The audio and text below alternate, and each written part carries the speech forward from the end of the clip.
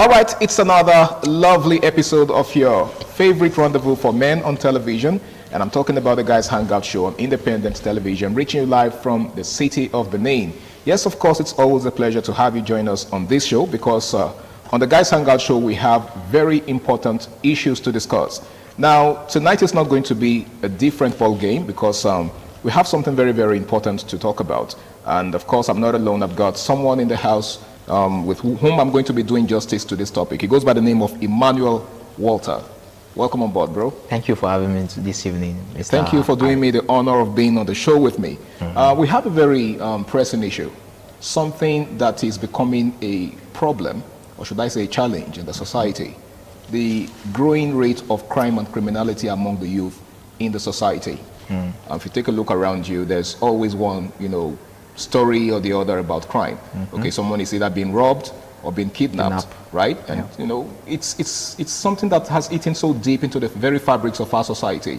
Now, what do you think is responsible, for the growing rate of crime in our society?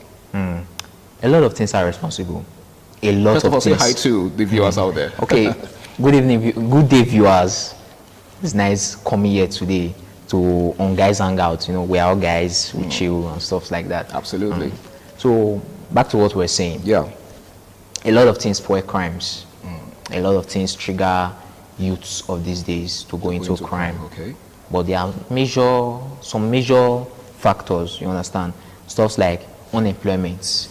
The rate of unemployment in the country is very, very high, you understand? And you also see, if you check most of these criminals these days, about 80 to 90% of them, they came from what I would say single homes. Single homes? Yes, they were single parents home. They were trained by either a single father or a single mother. Okay. You understand? And drugs is another thing that fuel crime. Okay. Access to drugs. You imagine a 13-year-old kid or 12-year-old kid already having access to drugs, to substances, add substance like that. Okay. Yeah. So these things are part of things that fuels crime. You understand? Let's say for unemployment now, imagine someone who has not eaten, who has no job, he has no money to take care of basic needs like shelter, clothing, food. And all those stuffs like that. An idle mind is the devil's workshop. Yeah. You get. So what comes to that person's mind now? When he's alone, doing nothing, he's jobless, he's not mentally engaged. Stuff that comes to his mind that, how can I get this to achieve this? For they start thinking, should I do ritual? Should I go and rob? You understand? So what you're saying in essence is that to such a youth, crime is a means to an end. Yes. Crime is like the last option. The end justifies the means. Yes. Crime is like the last option. Then drugs, you see a kid, 12-year-old kid, like I said earlier, having access to this illicit substance and start taking it. The next thing, you see your friends, you can't fund that thing now because you're already addicted to it. You're already addicted to it, and you need to fund, you need to keep taking it for you to keep moving. The next thing you are thinking is how to steal from your mother, or how to steal from your father, or how to just look for enemies just to get just to be able to afford those just things. To be able to afford. Could that be the reason? Could that be because some of these substances don't come cheap? Some of them are expensive. Yes. Okay. It's part of the cost because now everybody needs it, and in the market, if you look at the market today, most of the stuffs that are in high demand, then they are expensive. They are expensive because the seller will tell you that you have no choice. You need it. You need that thing. You have no choice but to pay the amount. If they ever tell you 10,000 naira, you guys to pay the 10,000 naira. Wow. Because you yourself, you know that you need that thing. You know what that thing, the value it has for you. So that's the reason most of all these drugs, they come really, really expensive. And now, coming expensive now, youths that don't have jobs, that takes this substances, yeah. They tell you this thing now is 10,000 naira. You have no job. How do you can't even afford 1,000 naira. Yeah. Don't have 1,000 naira in you. So how can you afford something of 10,000 naira? what comes to your mind? Stealing. You get? Yeah. Stealing comes to your mind. Or let's say, okay, you stay kidnapping now. You want to, let's just run one street. Let me use it in their, in their own terms. Yes. More your run something now. We go one or two. We go all put small change for pockets. The next thing, if we just do run this eat now, 1M for your come out, 100K for your come out. You get? To them is big money. Yeah. And in most cases, when they do that thing, they won't use the money for something reasonable. They'll squander that money on hard drugs. Wow. You get? Okay, so what role does peer pressure play in all of this? I'm sure you know what I mean by peer pressure. Yeah, peer pressure plays a lot of role. Okay. For instance, now a child, because let me use myself as an example. I was brought up. I'm asking this question because, you know, people say that evil communication, I think it's even scriptural. Yes. That evil communication corrupts good manners. Yes, corrupts good manners. I was brought up by a single father. You get? I was brought up by a single father. So most times, I'm always with my friends because my dad was never available. Okay. Was never around. So most times, I'm always with my friend, So being with my friends, I want to do what they are doing. You get? Imagine in that scenario now, I see a friend, I have like 3 friends. 3 of them, they are smoking. And you're in their midst. And I'm in their midst. This, after I try this stuff, the other one, after I try, within 2 to 3 weeks of associating with them, I'm already in it. Especially since your dad is not around to yes, protect to you. caution me. Caution you, yes, I'm already in it. From taking cannabis or those stuffs, we are indulging in other activities, other more dangerous activities. For you know, we start sleeping outside, coming home late at night, clubbing, from clubbing to, for you know, we start growing. Let me just say we are growing in it, in bad activities, those activities, illegal activities. You get? So that is one of the peer pressure role that plays. Peer pressure, you want to do what your friends are doing. Let me give you another example. Let's say a kid now is in a society where he's not welcome at home. The house is scattered. You get? The house is scattered. So he finds solace outside. And the people he mingles with outside, they are the big boys. The big boys, the big girls. And their means of income or their lifestyle is a wayward lifestyle, illegal means of income. You want to be like them, you want to feel among, to avoid criticism. You get? You want to be with them. That fear of they won't take you as their own. You don't want to be left out. You don't want to be left out. Thank you. That is one of the role peer pressure play. Okay, let's talk about poverty in all of this. Poverty has been known, you know, to be a major, should I say, driving force for crime and criminality. A lot of people that go into crime always, you know, cite poverty as an excuse. Some of them will tell you, you know, they can barely survive. You know, apart from them, unemployment is, you know, closely linked related to poverty. But you see, beyond unemployment, some people are just poor. They are in abject poverty. You know, and for them, crime and criminality is the only escape route. From poverty. What do you make of that? Yeah, poverty, unemployment, poverty, they are related. You get? But there are some set of people, they were born poor. Okay. They worked their way out. Background. Okay. Yes, they came from poor background. They worked their way out of poverty through legal means. Legal means. So you're saying, in essence, is that you don't have to, you know, take to crime or criminality to break out of poverty. Break out of poverty, you don't have to. So those people that tell you because they are poor, they are just looking for an excuse, or they are lazy people. Let me say they are lazy people. You get? They don't want to work hard. They don't want to go through the legal source. They want a quick, okay, now let's say social media.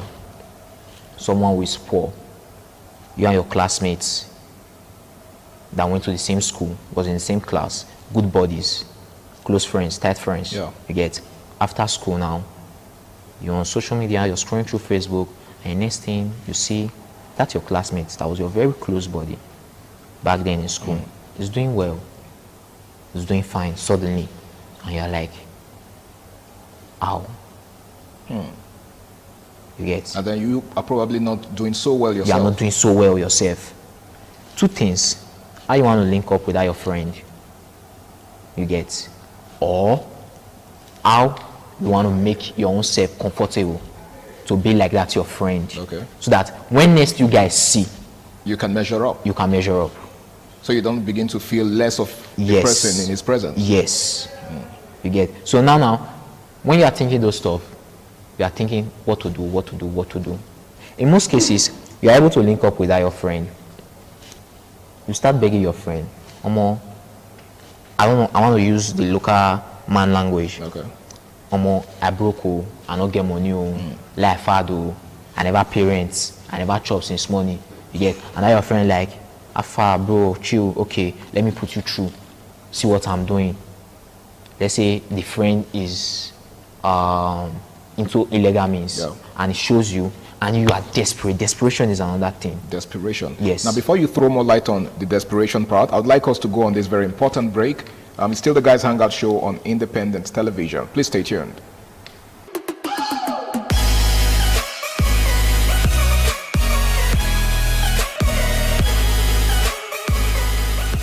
All right, welcome back. It's still the Guys Hangout Show on Independent Television, and tonight we're discussing the rising spate of crime and criminality in our society. And I've got Emmanuel Walters right here with me to discuss this. Now, before we went on that break, Emmanuel, you were talking about desperation as a factor, responsible for crime and criminality. Yeah.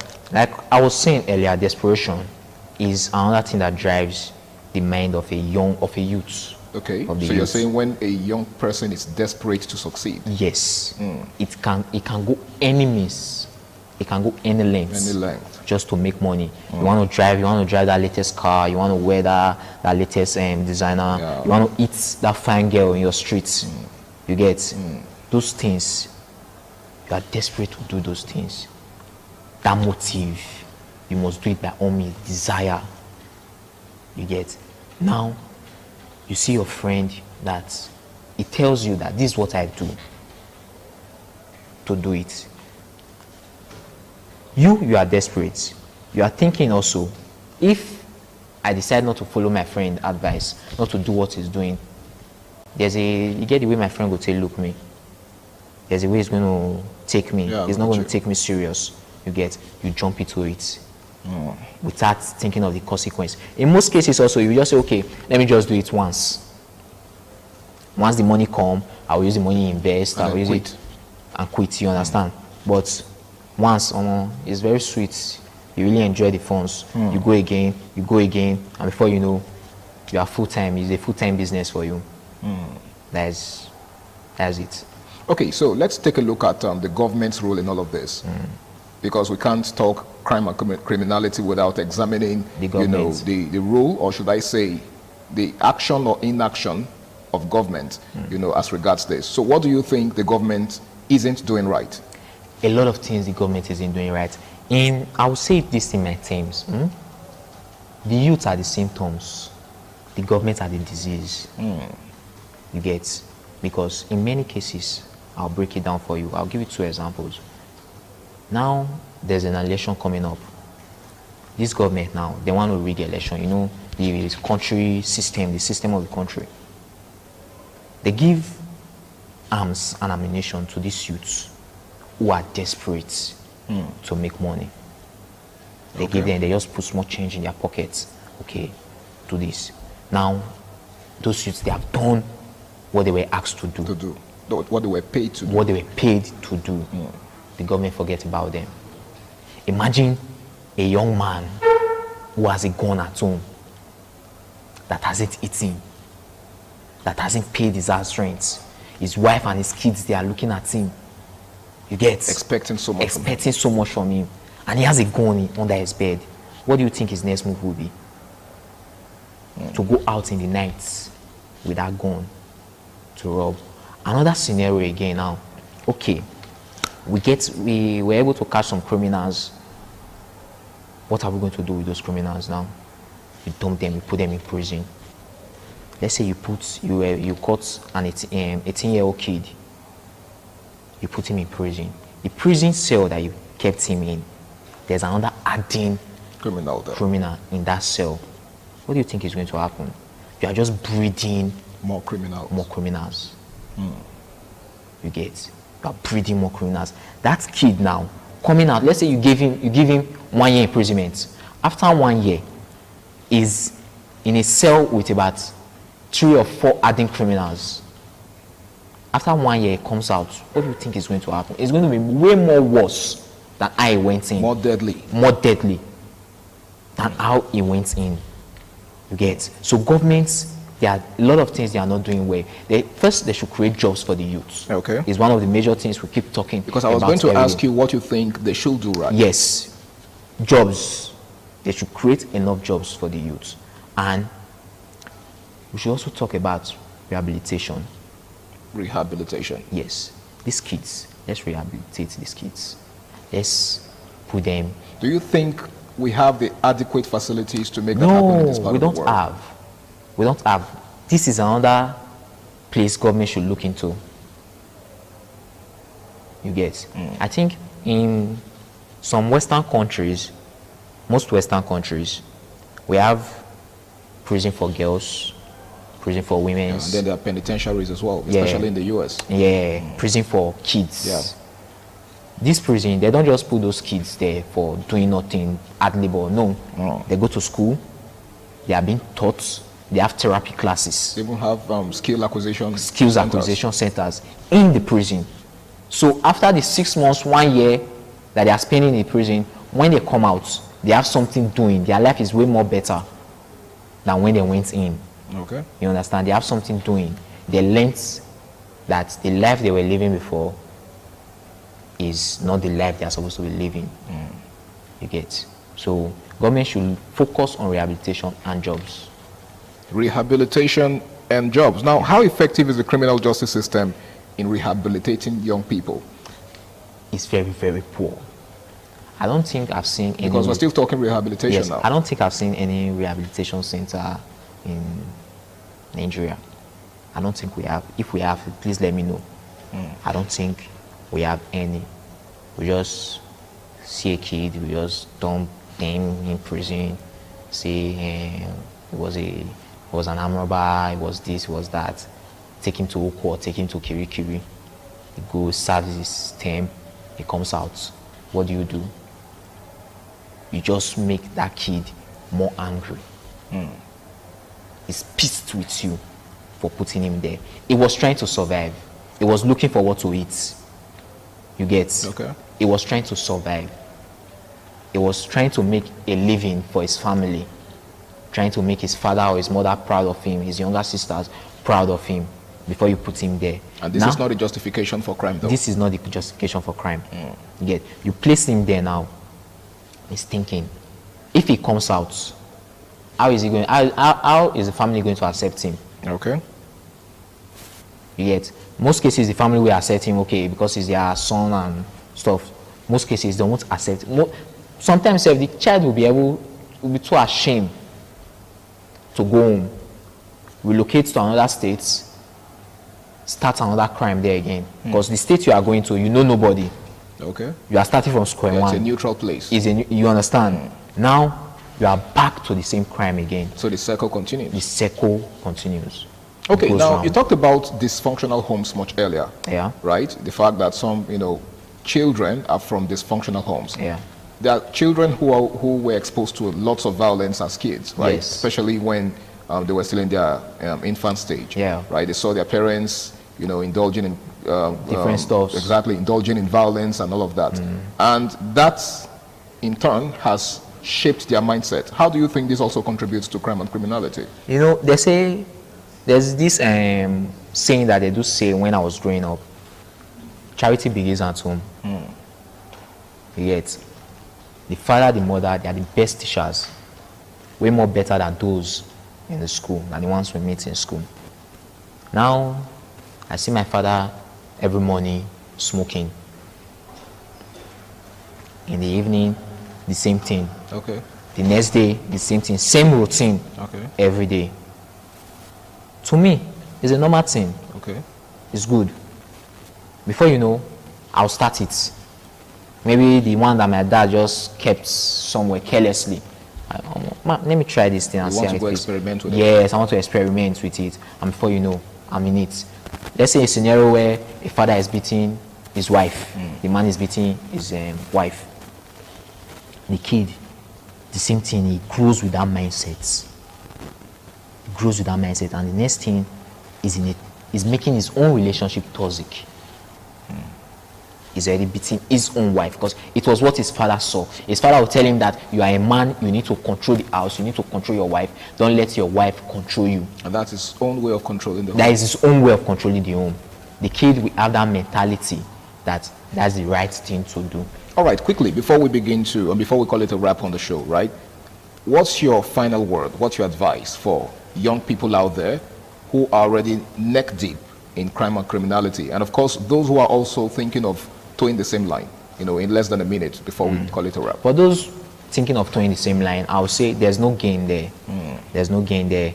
I think we have to look for other ways. They have to look for other ways. Legal ways to survive. Because most of the factors driving, the major factor driving this thing, they want to survive. Survival instinct. Yes, survival instinct. So they have to look for other ways to survive, legal ways to survive. And the government, the family, the church, the society as a whole, the community as a whole, they have a major role to play in this. All right. I actually do wish we had more time on this show, but you've done justice to this topic, and I must say a very big thank you to you, Emmanuel Walters, my pleasure, for being on the show with me. It's been the Guys Hangout Show on Independent Television, and we'll be taking a look at the growing rate of crime and criminality amongst the youths in the society. Well, crime is a menace that needs to be stamped out of our society.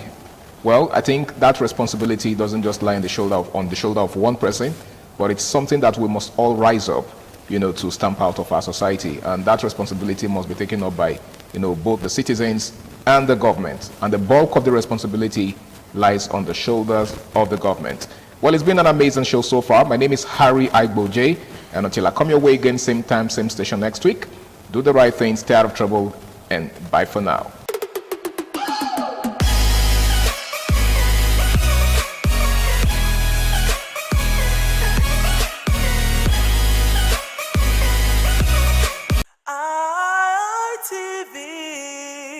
Certainly the best.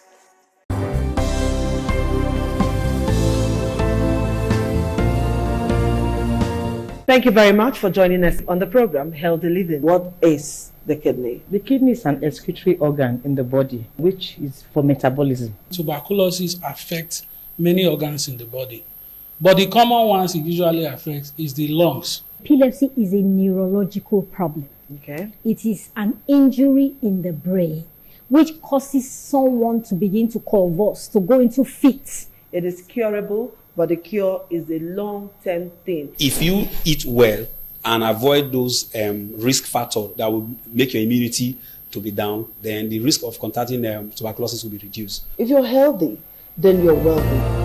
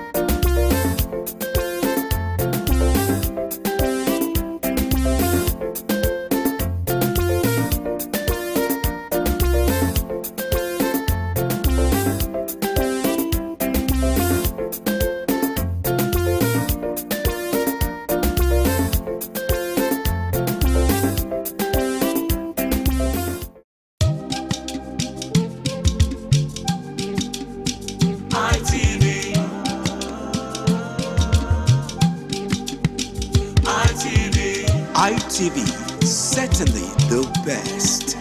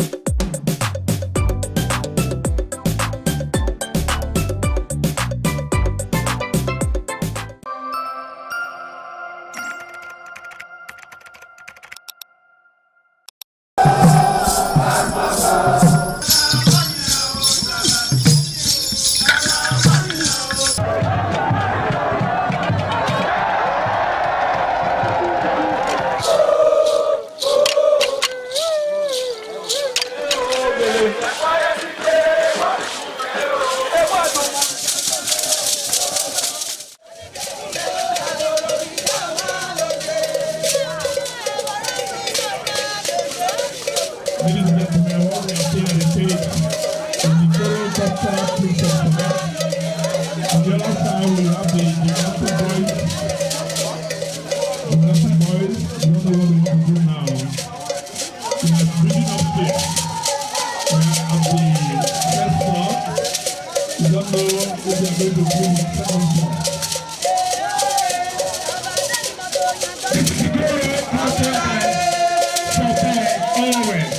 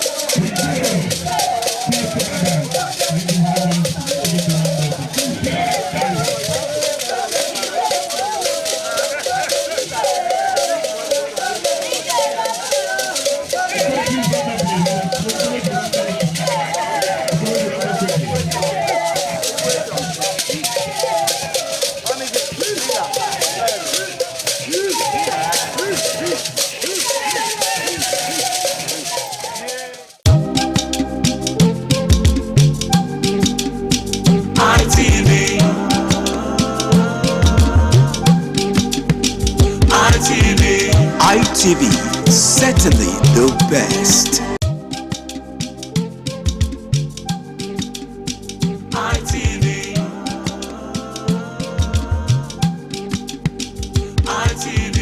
ITV, certainly the best. ITV, certainly the best.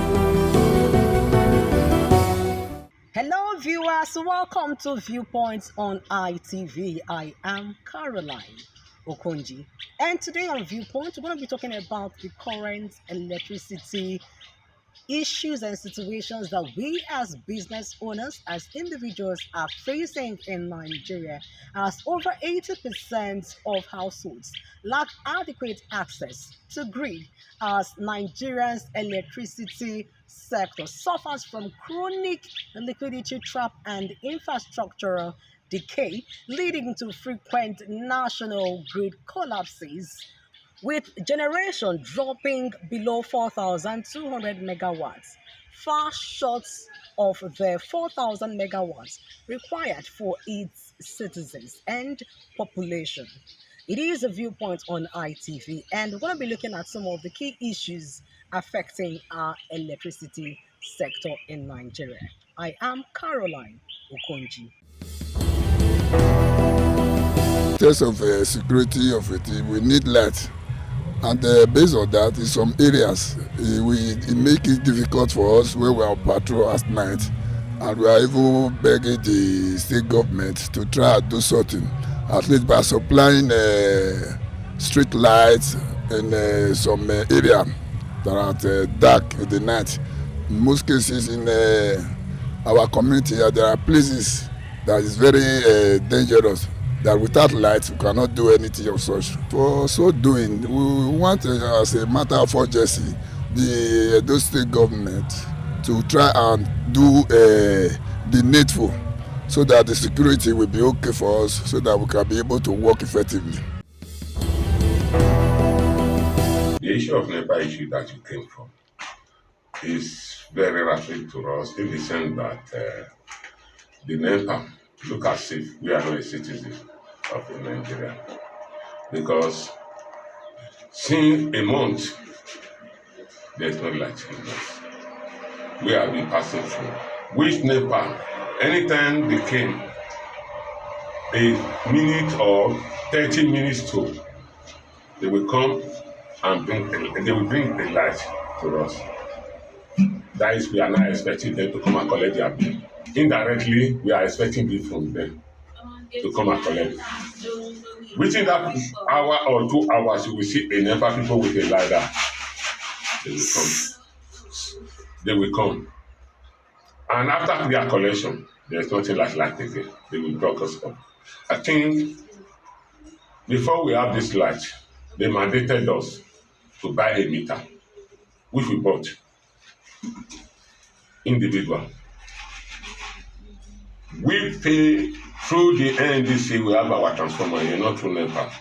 Before we got out this light, they mandated us to write an application of submitting it to the NEPA as a will to them. And we work for it. We should not claim ownership. And we fought for the transformer.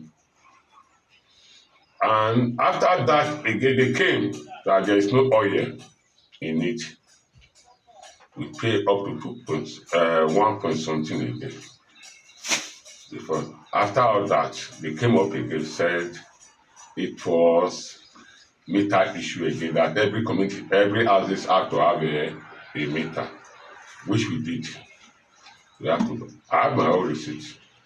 I have my paper meter in my residential house here. So after all that again, they came up with a past bill. We, before we make that transformer, got that transformer, we've been blacked out for 10 years here. They came with a bill to us again that we need to pay a standing bill. We went to Testament, the office there. After we left the one at the bypass, they were delivering us before they now refer us to the one at bypass. I don't want to mention name of the manager there.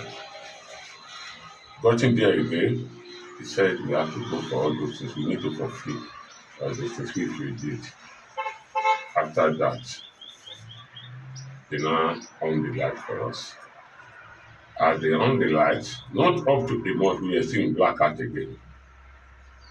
So at the end of it, we went again. They said it was according to them, that the electric wiring merge.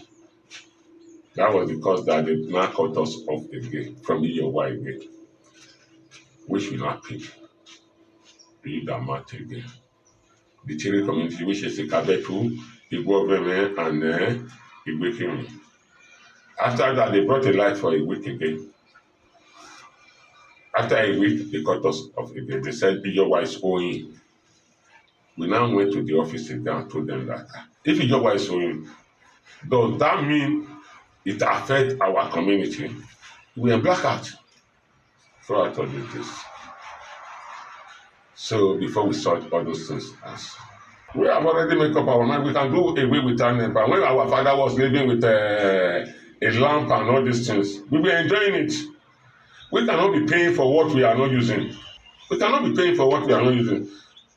So if they feel they want to cut us off from this NEPA issue, they should cut everybody off totally, so that we will know that we are not with NEPA. Not that after 3 weeks, they will not bring a light under 2 hours or 3 hours. They will come and collect their money. It's unfair. to the masses. The electricity issues and challenges that BEDC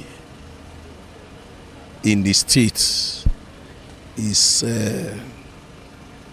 devastating, in the sense that as a minister, I suffer a lot in terms of electricity.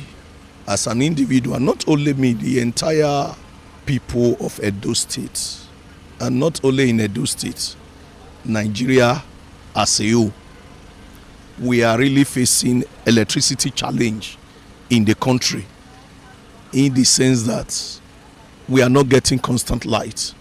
Even though the tariff of electricity is high, people don't even get the light. I don't know how the government will enhance constant light for the Nigerian people, especially in Edo State here. We are seeing the government are not taking a proactive step towards this direction. But if the government will be able to ensure that people are paying for electricity and they are not getting electricity, government should take a drastic step in this direction by making sure if people have constant light, people will want to pay for it. But a situation where you don't see light, at the end of the month you see BEDC personnel coming to people's house to come to cut lights, is really a problem. My major concern is that let them provide us electricity and people will pay for it. But a situation whereby we don't have constant light, out of 24 hours, people cannot boast of 3 hours light in a day. It's a problem that we are really facing. People who are doing business cannot do business effectively. People who are doing business, they want to make sure their foodstuff does not get spoiled. Nobody can preserve their food again. Even though they cook, you cannot preserve it. Even though electricity for our artisans to work, they cannot get electricity to empower their equipment in order to boost productivity for the entire society. It is really a problem. The state of electricity in our country, in our state, is very poor. Very, very poor. We don't know how government is creating effectiveness on this aspect. We say Nigeria is generating electricity and the neighboring are getting electricity, and the people that are in this country are not benefiting it. Nigerians, we are crying. As a person, I am crying. We don't say as an individual we don't want to pay for electricity. We are not saying that they should give us light for free, but let them make light available and let people pay for it. They often tell us the national grid is collapsed. So ultimately it's to develop enough capacity, the whole process of generation, distribution and the rest of it. And then the enabling law, the happy thing recently is that they have said is deregulated. You know, state governments and private investors can now enter the electricity market, generate and sell. So we do hope that will be a great deal of improvement, because without electricity, really, we are going to remain in the Stone Age. You know, we cannot industrialize. Even domestically, we cannot have the comfort we should derive from electricity. You know, we should consider all the options, whether the new sources like wind, solar in our country, so that we're able to generate enough for our consumption. The darkness is a cover for any kind of nefarious activity. Yeah, so if the place is not well lit or substantially lit up, people can ordinarily hide under the cover of darkness to perpetrate just anything, not just robbery, kidnapping and whatever you have. Yeah. Don't also forget that we now have private investors. The government doesn't have so much to do with electricity anymore, apart from regulation. So they also have to maximize their profit. So it may have been a mistake in the first instance, divesting from electricity at the level of government. Let me talk about the state where I live, where I reside. The total blackout is nothing to write up about. We really suffer when it comes to light. Edo is suffering. I think our governor is trying to, we have to do more. Our Excellency, Senator Monde, our governor of Edo, executive governor, you have to do more when it comes to that light issue. We are suffering.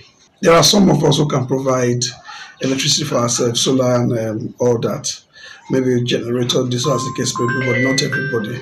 And so at this junction, I think it is expedient that our governor looks straight into this issue and solve this problem. What would I call it? I don't know the right English to use. The right English right now, we have serious problem when it comes to light. Businesses are going down. Those selling drinks, those who have koro, without generator, you can't do anything. And the J is on the high side. Those small J, those are better passing our neighbor used to buy then 30,000, 10,000. Now you can't buy it. Then the other one is the Tiger and the LMX, 1 point something for ordinary generator. So it doesn't make any sense at all. So begging on our executive governor, the governor that knows what to do, to please to look into us and save us from darkness. Then when it comes to these funny BDC people, we're raising a child that came from the US and the others. The first thing they learned in Nigeria is NEPA don't bring light. Children brought from abroad.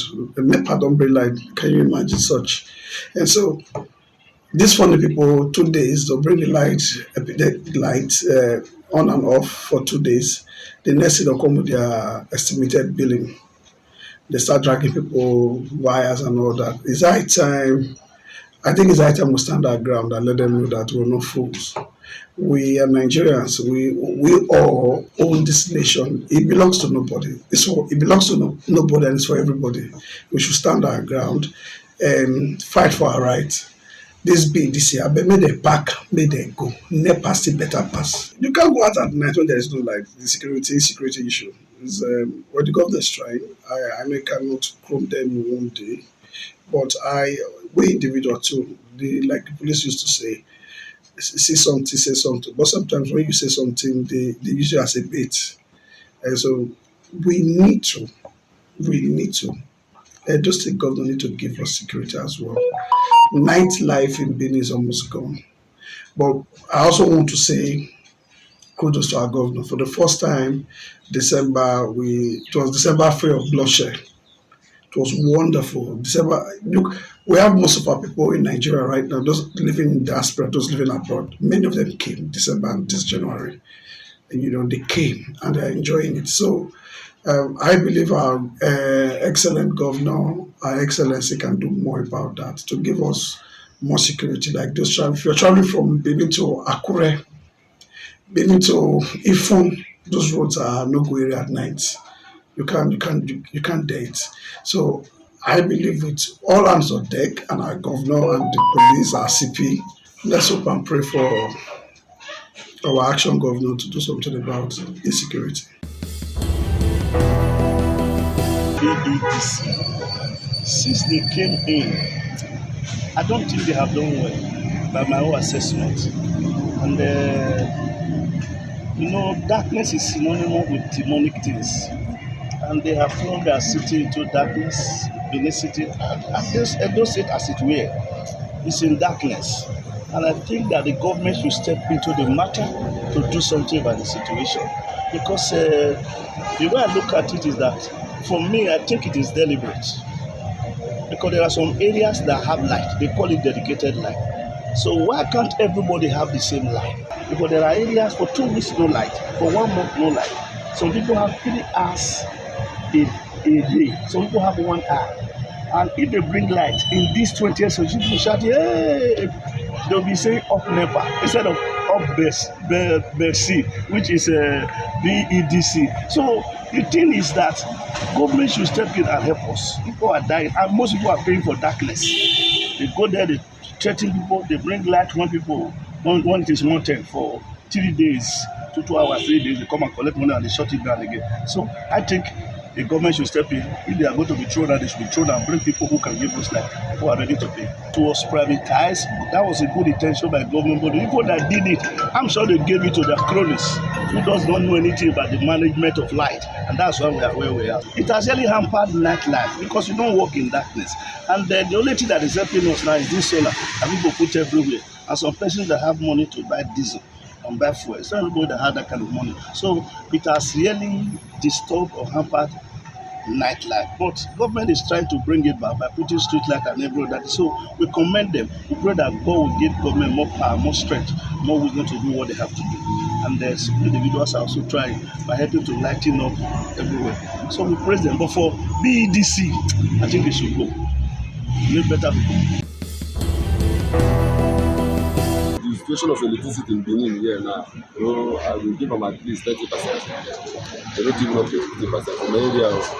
But I wish the government can improve, because if you see what they happen to us now, we all they use our hand to define electricity. Some of us they go generator for us, some of us they get solar, some of us they go generate big blister.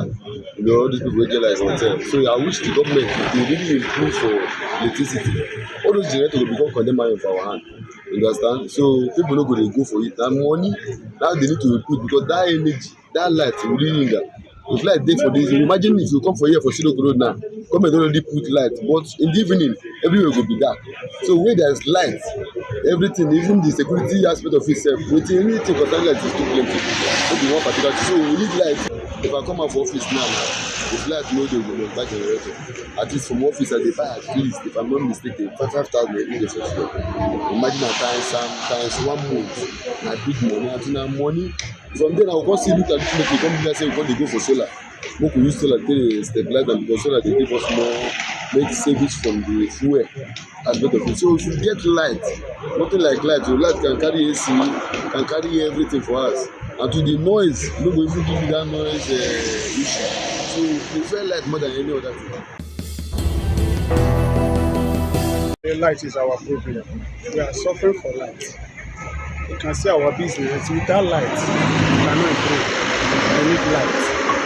The show of light is very, very, very low. I don't know if you're getting it, very low. We need light. The show of light in Edo State is very poor. Patronage is very low. You can see we import fuel at least every day 10,000, 15,000 a day. But you can stay 2 days, 3 days, no light.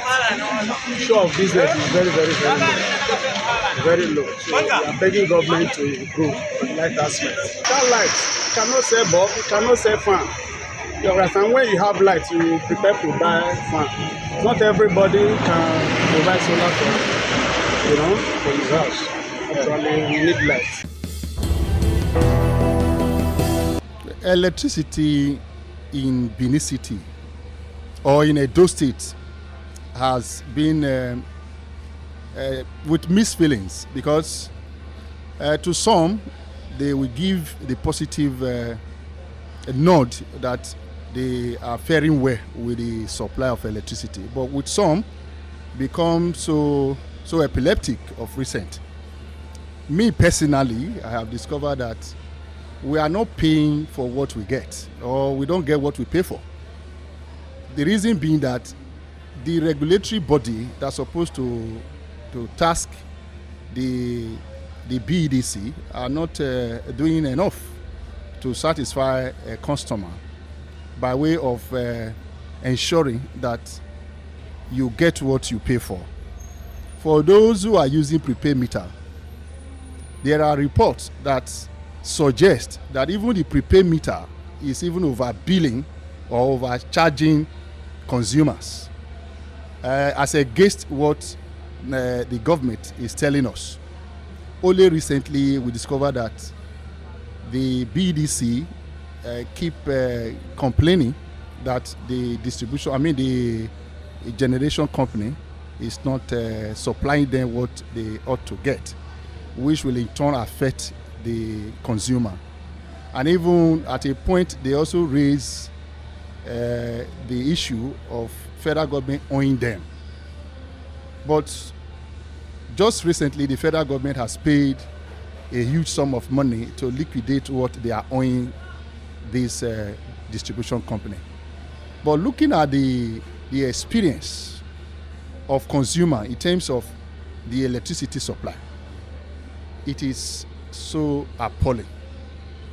They will either give you excuse of faulty transformer, which they left for the consumer to contribute money to fix, whereas it is supposed to be the onus of BDC to fix the transformer so that they can in turn supply electricity to the consumer who pay for that service.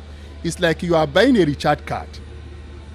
I am not sure that the recharge card you buy is what they give you.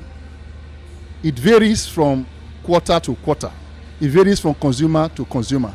For example, for those who have been using the analog or the estimated billing, you will discover that whatever they bring, which is not subject to negotiation, by the time you now procure your own prepaid meter, they will bring everything inside the bill and begin to roll out deductions arbitrarily without consulting with the consumer.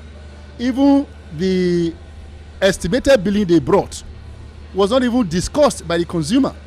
So, and there is nobody that is there to advocate for the consumer or to leverage on the complaints. Nobody to complain to.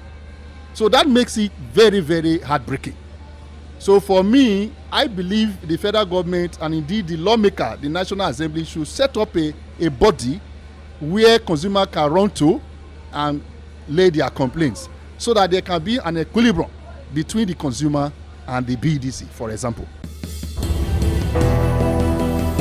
To wrap it up on Viewpoint on ITV, we're going to be highlighting some of the key issues that was actually mentioned by our respondents, which some said it is as a result of poor maintenance, gas supply shortage, and poor metering, just to list but a few.